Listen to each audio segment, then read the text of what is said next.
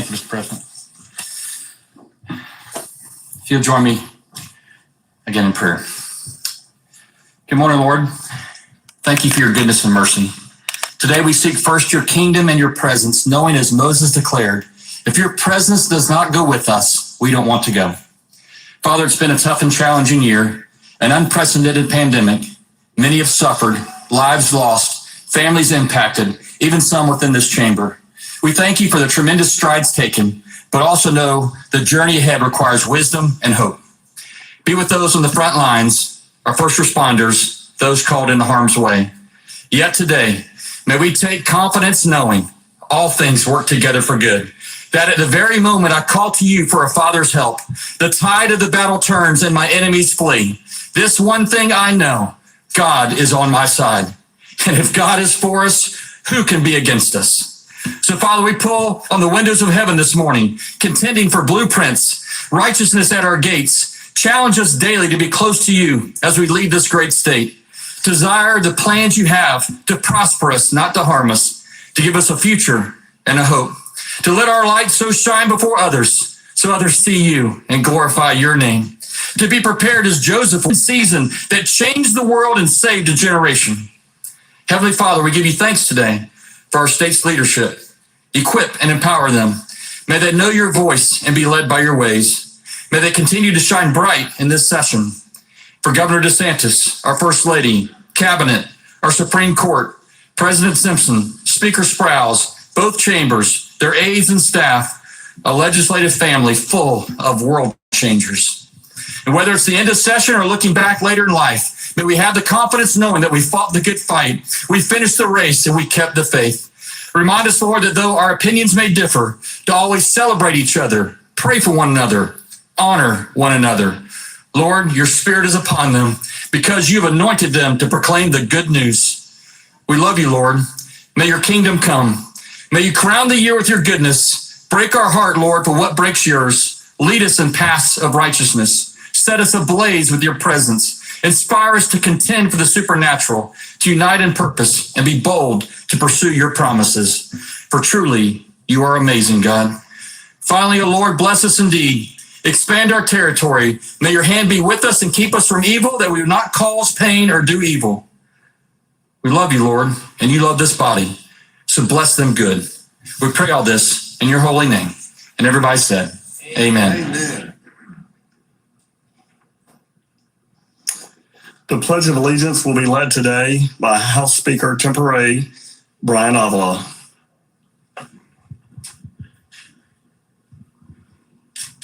I pledge allegiance to the flag of the United States of America and to the republic for which it stands, one nation, under God, indivisible, with liberty and justice for all. Here at my invitation to sing the national anthem is Florida artist, Hall of Fame inductee Billy Dean, who hails from Quincy, Florida. Mr. Dean, please approach the well.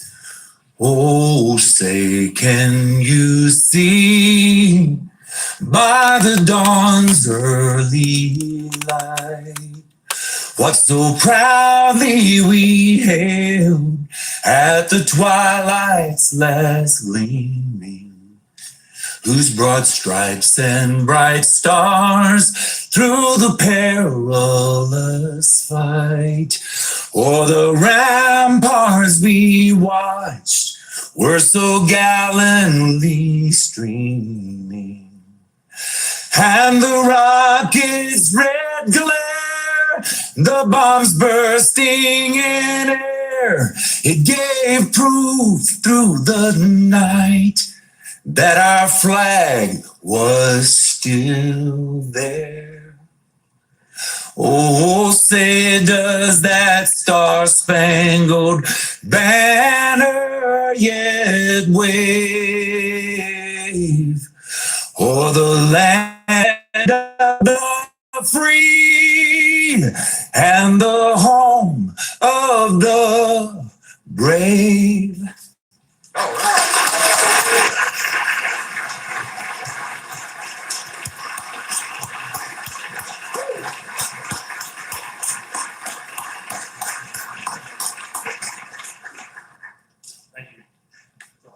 You may be seated. It is my pleasure to introduce two special guests who have joined us for this occasion. Speaker Sproul's wife, the First Lady of the Florida House, Shannon Sprouse.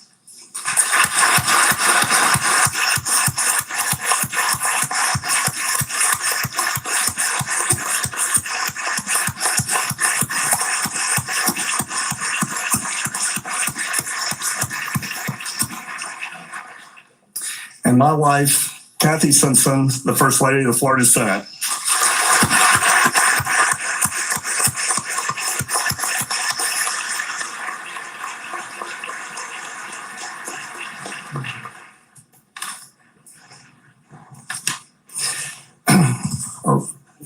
Is the governor? We're ready. For what purpose? Do you rise? The joint session. Oh no, I'm sorry. We're not going to stand in form. The governor's here. Sergeant Husford is recognized. Mr. President, the Governor of Florida. That's right.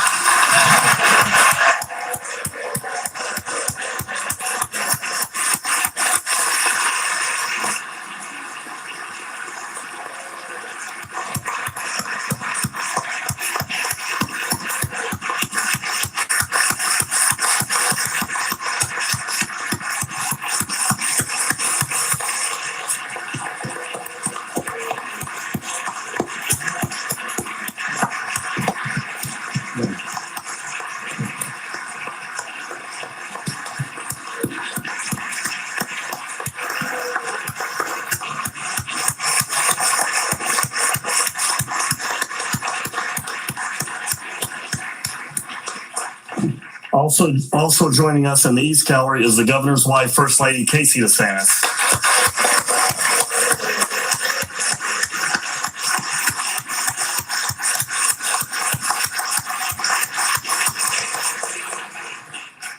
Members of the legislature, ladies and gentlemen, it is my privilege and honor to introduce you to Governor Ron DeSantis, the governor of the state of Florida. Thank you. Thank you so much. Thank you. Mr. Speaker, Mr. President, members of the House and Senate, Supreme Court justices, and fellow citizens, I see in many parts of our country a sad state of affairs. Schools closed, businesses shuttered, and millions of lives destroyed. This calamitous reality is just the beginning of what will likely be long-term damage to children, to families, and to society. Sow the wind, and you reap the whirlwind. While so many other states kept locking people down over these many months, Florida lifted people up.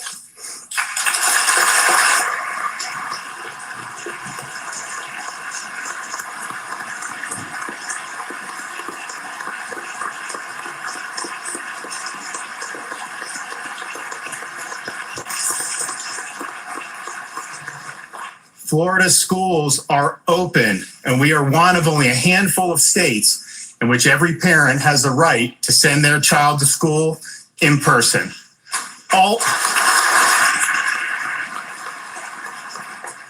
All Floridians have a right to earn a living, and our citizens are employed at higher rates than those in the nation as a whole.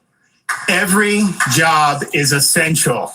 If you're working hard to earn a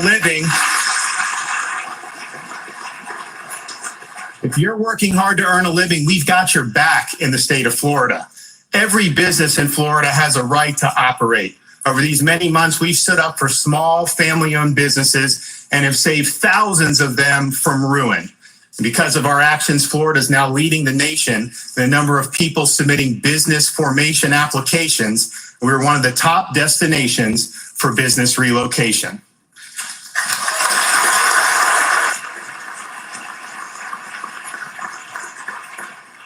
Friends, legislators, and Floridians, lend me your ears. We will not let anybody close your schools. We will not let anybody close your businesses, and we will not let anybody take your jobs.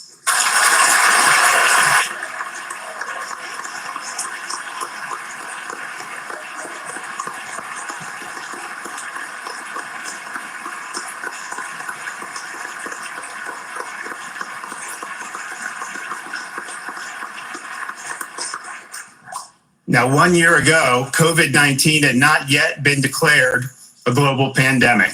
We had scant knowledge of the virus, little ability to test for it, and no approved treatments. Today, we have 3 safe and effective vaccines, great treatments like monoclonal antibodies, and the ability to conduct rapid diagnostic tests. Now, a lot has happened over the past year. We are saddened by the thousands of Floridians and hundreds of thousands of Americans who have died with COVID. And we sympathize with the family members who in many instances were not even permitted to see their loved ones in person, either in the hospital or in a nursing home. So to honor those who have died with COVID and to recognize the toll the virus has taken on family members throughout our state, the state of Florida will be lowering the flags to half staff on Wednesday, tomorrow.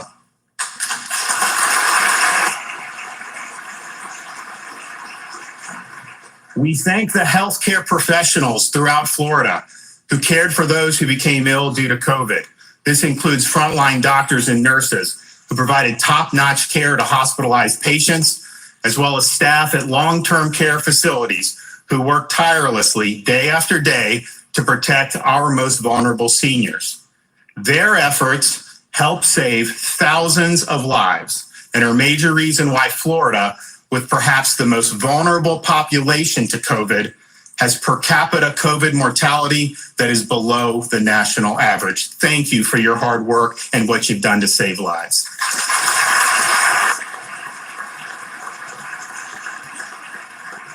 Now, from the outset, Florida's been steadfast in focusing efforts on the protection of our elderly population. We rejected the policy of sending contagious COVID patients back into nursing homes. Indeed, we prohibited the practice. Florida also established COVID-only nursing facilities so that infections in long-term care facilities could be more effectively contained. And perhaps most importantly, we are prioritizing our senior citizens for vaccinations. Florida's putting seniors first because it's the best strategy to save lives and is the best way to honor our elders from whom we draw inspiration. We vaccinated millions of seniors throughout Florida, our parents, our grandparents, World War II veterans, Holocaust survivors, and everything in between. We've made vaccinations available all across our state in retail pharmacies, including Publix, Walmart, and CVS, at hundreds of hospitals throughout Florida, at drive-through sites in places like the Villages Retirement Community, at houses of worship, from the First Baptist Church Piney Grove in Lauderdale Lakes to St. Paul AME in Jacksonville, at senior communities such as Century Village in Kings Point in South Florida, and in underserved areas such as Pahokee. We even have delivered thousands of shots to homebound seniors in the comfort of their own home. Our efforts have saved lives. In fact, 40 states have suffered higher COVID mortality for seniors age 65 and up on a per capita basis than the state of Florida has. And the cases and hospitalizations for seniors in Florida have plummeted as vaccinations have increased. Since January 30th, the number of seniors hospitalized for COVID has declined by 80%, and cases among seniors have declined by 71%. Florida was right to prioritize the elderly. Seniors First works.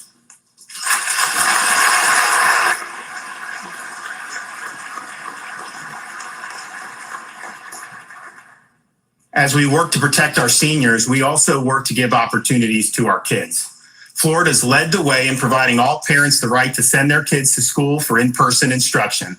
Florida is one of only 4 states in the country and the only large state to offer in-person instruction to 100% of its students.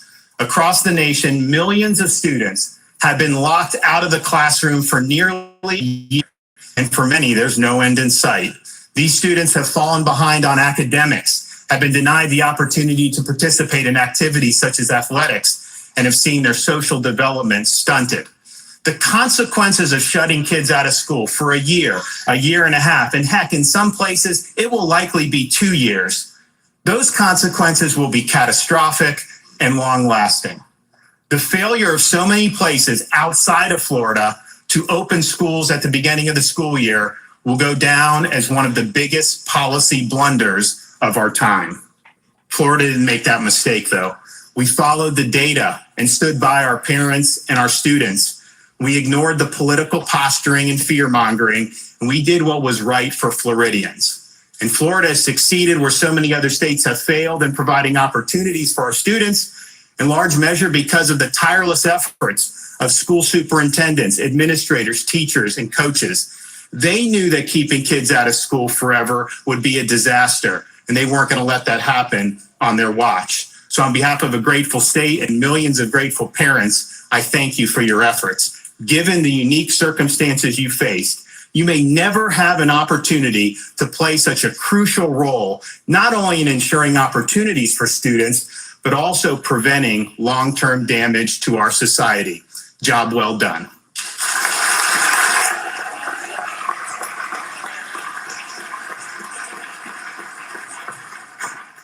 Now, open schools have been a godsend to parents throughout Florida, especially our single moms who are responsible for putting food on the table.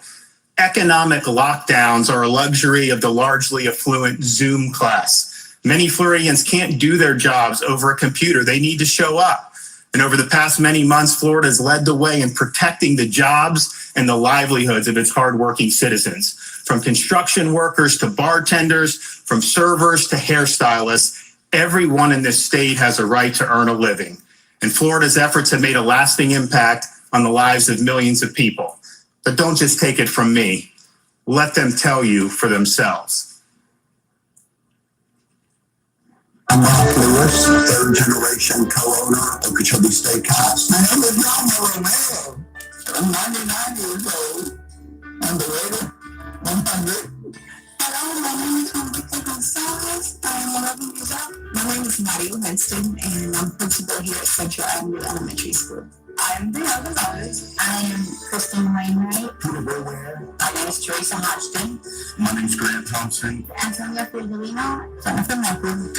My name is Dr. Scott II. I'm a dentist here at Mayhem Village Dental. My name is Julie Saban. I live in Boca Raton, Florida. My name is Trey Rayner, and I play football at Nashville High School. We stopped actually living a real life. To feel everything kind of crumble, it was kind of tough. I had to lay off everyone. I did not want to be on the streets, wondering where the next meal was coming from. We have a lot of issues connected. Kids are struggling academically and socially. They tried. They couldn't embrace their friends. It was heartbreaking. At my age, this was wrecked.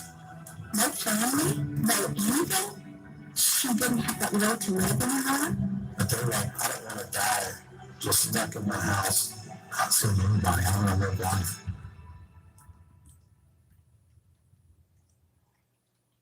My mother turned 98 on Christmas Day. She lives in Clifford Chester Sims Nursing Home, allowing us to go in and interact with our parents and with our loved ones. I think it saved her life. Florida has decided to vaccinate the seniors in the state. It makes the most sense. The seniors are the most vulnerable population.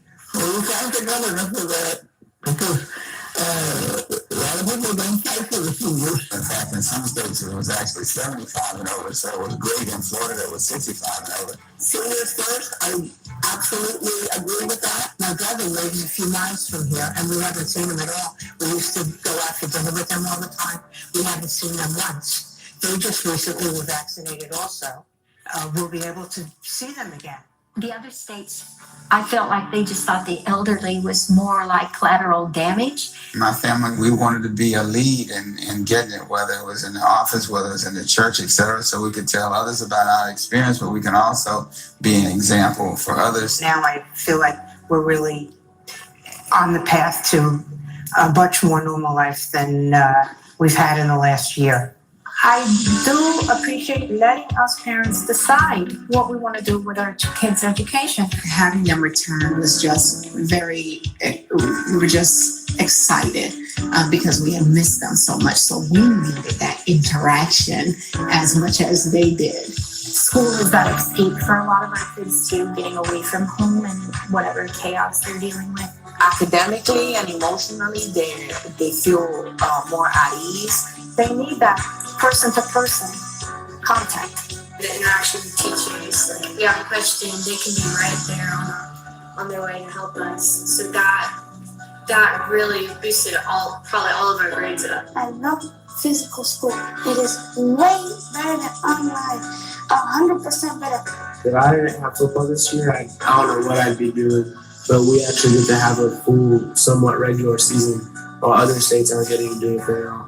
From a parent's perspective, sports are very important to our family, to my children. Thank you for bringing us back and allowing us to come back. I know a lot of my friends that are in different states that are, 50-50 even, their kids are struggling so much academically and socially. I just felt so incredibly happy that we're going to get the chance to continue to compete, because I couldn't imagine life without doing that, without school and sports and team and community.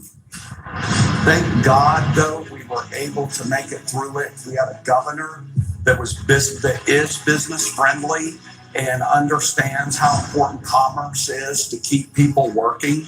It's been my whole life, 35 years. I know it's not much just big business, but for small business, it's everything. Now that we open up 100%, everyone's working full time, and we're hiring people. Back in action. 100% back in action. I was never so excited to be able to come in and put my vest and tie on. That's for sure. I was ready for it. It's wonderful to see people laughing and eating and living their life, and that's living my life. That's living. We've been able to pay our bills. We've been able to live. It's great to be able to know, to wake up in the morning, I'm going to work, I'm going to have a great day. To hear the other stories that are happening out west or in other states where it's not so friendly, we've got a group that's fighting to get us back on our feet. We have had staff we have hired over the past year that have moved here from other states. One I can think of moved here from California. She said they're devastated there, no work. She was so thankful for a job and could not believe how different Florida was. In her own words, it was like living in a different country. Thank you for making the choices and trusting us that we are educated men and women, that we do live in the greatest nation on the planet. I knew my government was fighting to get it back open as soon as possible. We'll be able to go out more and just enjoy life in general, instead of staying home and thinking about what we used to do. We are so blessed to, do sports and go to school and have that opportunity. Safety first, seniors first. When I read the paper and see what's going on up north, we can be thankful we're down here. I'm just glad we're Floridians. Our governor has made the right decision for our children and for our churches and for our businesses. And that's why people are moving to Florida.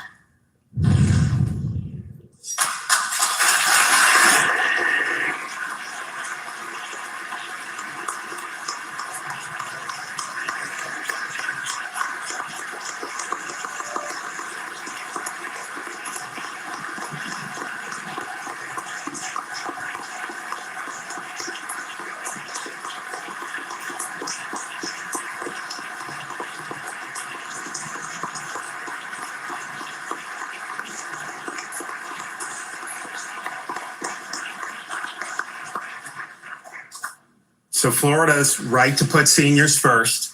We're right to have kids in school, and we're right to have saved the economy. And you don't even have to look at the statistics. Just look how people vote with their feet. There aren't a whole lot of Floridians who are itching to move from Florida to lockdown states, but there are thousands and thousands of people who are seeking to leave the lockdowns behind for the greener pastures here in the state of Florida. And we've long been known as the Sunshine State, but given the unprecedented lockdown we've witnessed in other states, I think the Florida sun now serves as a beacon of light to those who yearn to live in freedom.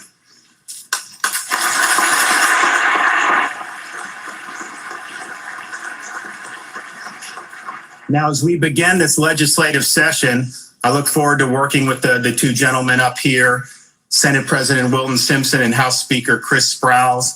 They've already demonstrated leadership on issues that matter to Floridians.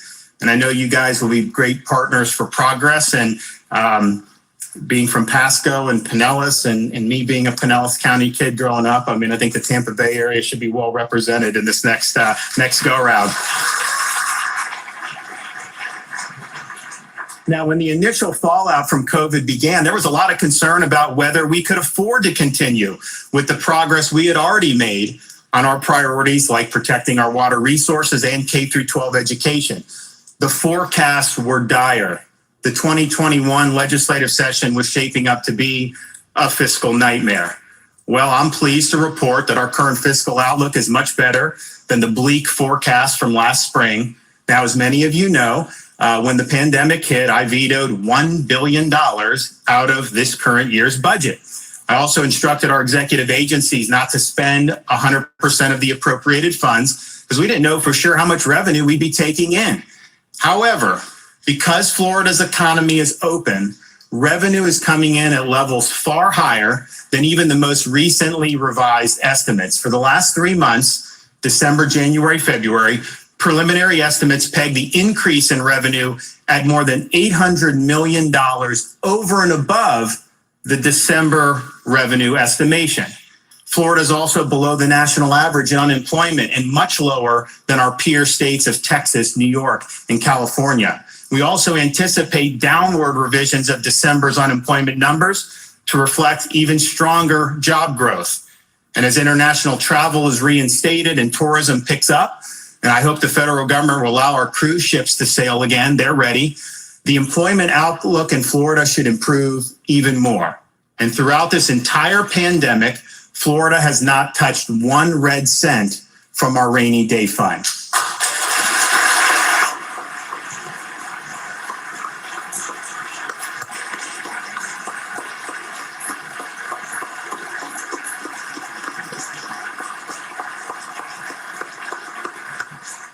So the bottom line is this. By saving Florida's economy, our budget outlook is much more positive. The priorities we've championed, from water resources to education to infrastructure, can still be honored. So let's get it done. I just want to make it very clear, I reject reductions in funding for K-12 education. Last session, the legislature answered my call to increase the average minimum salary for teachers, taking Florida from the bottom half of states to the top 5. I think we should keep that momentum going. We can do even more this year. We also shouldn't forget that Florida continues to make great strides in K-12 education. Just last week, the College Board released data showing Florida ranks number 2 in the nation in the percentage of graduating seniors who have passed advanced placement exams. Florida, of course, leads the nation in school choice. And of course, we're beginning to place a strong and long overdue emphasis on vocational and technical education. Florida has also launched an ambitious civics initiative so that students can understand the principles that make our country unique. Florida is leading on education, and we must continue to do so.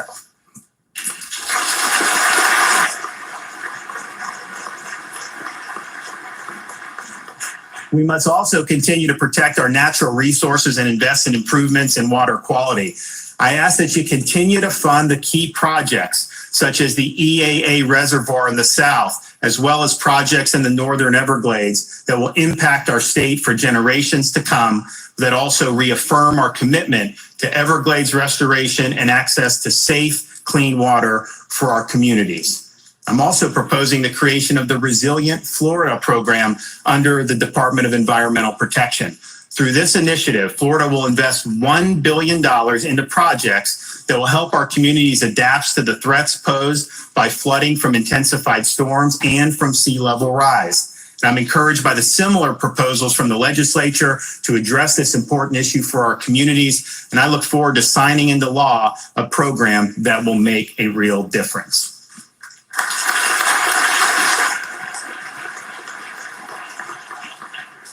Florida is and must remain a state dedicated to law and order. When riots broke out across the nation last year, we saw cities ruined by violent mobs. Law enforcement was targeted and lawlessness prevailed. This was not and must never be tolerated in the state of Florida.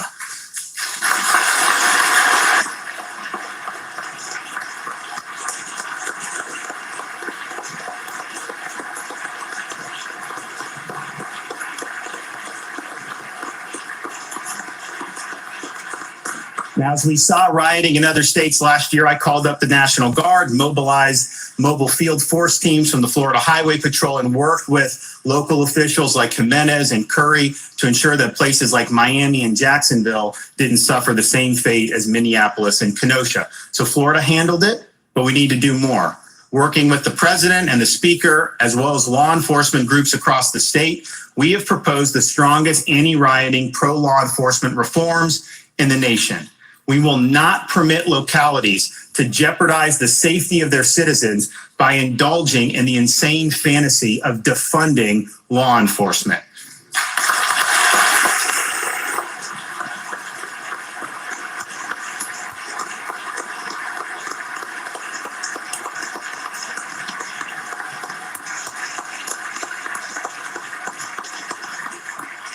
We will not allow our cities to burn and violence to rule the streets, and we will not leave any doubt in the minds of those who wear the uniform that the state of Florida stands with you. To paraphrase an old Merle Haggard song, when you mess with the men and women in law enforcement, you're walking on the fighting side of me.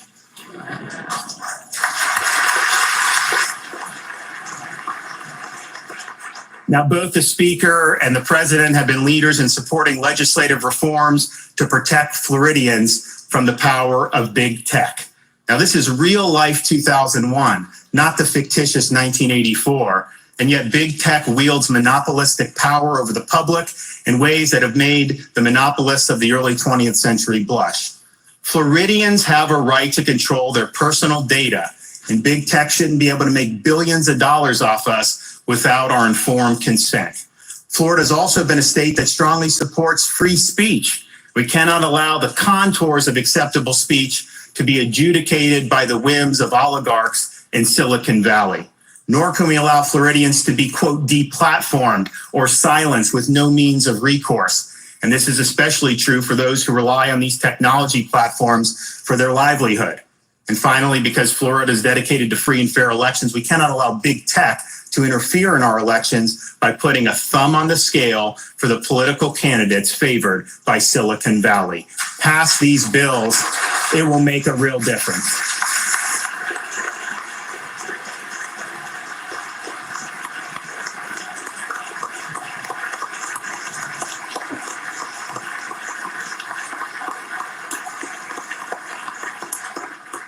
Now, speaking of elections, we should take a moment to enjoy the fact that the state of Florida ran perhaps the most transparent and efficient election in the country in 2020. People were actually asking, why can't these other states do as well as Florida? Now, such a sentiment 20 years ago would have simply been unthinkable. So we did it right, but we need to make sure our elections are always transparent and run efficiently. There should be no ballot harvesting in the state of Florida. One person, one vote, not bring in hundreds of ballots without any supervision. We also can't allow private groups to pour millions of dollars into the administration of our elections. This is a public function and should be done without the type of private interference that we saw in other states. So let's stay ahead of the curve on election administration. We never want to see the chaos of 20 years ago rear its ugly head in the state of Florida ever again.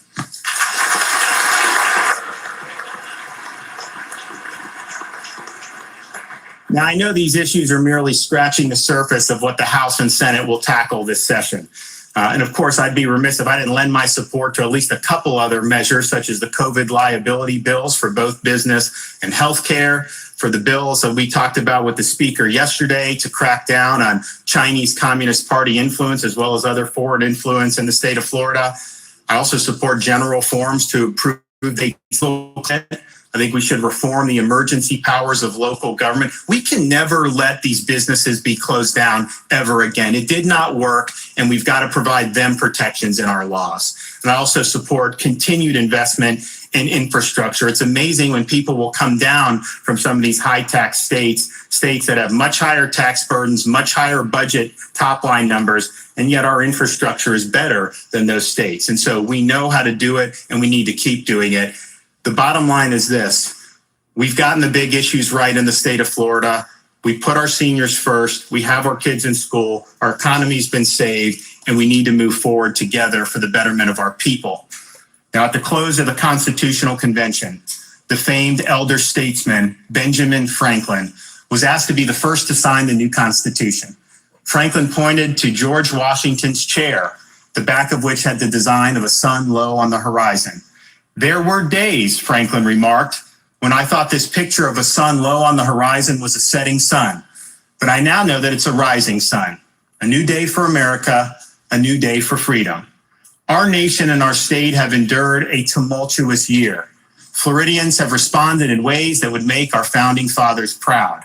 And because of these efforts, the sun is rising here in Florida, and the Sunshine State will soon be reaching new horizons. Thank you, and God bless you all. Thank you.